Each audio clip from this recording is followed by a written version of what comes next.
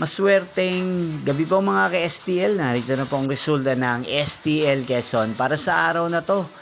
Third draw, March 2, 2026, araw ng Lunes.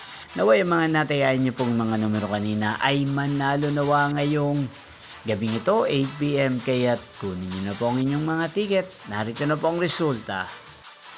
Ang mga numerong nanalo sa STL Quezon ngayong gabing ito, March 2, 2026, 8 PM, third draw result, 5 at 33 in exact order. Again, 5 at 33. At ngayong gabing ito sa STL Quezon, natin pong i-shoutout si Kuya JM ng Quezon. Shoutout po sa inyo Kuya JM. Sana po ay nasa maayos kayong kalagayan. At sa lahat po ng mga taga Quezon, shoutout po sa inyo.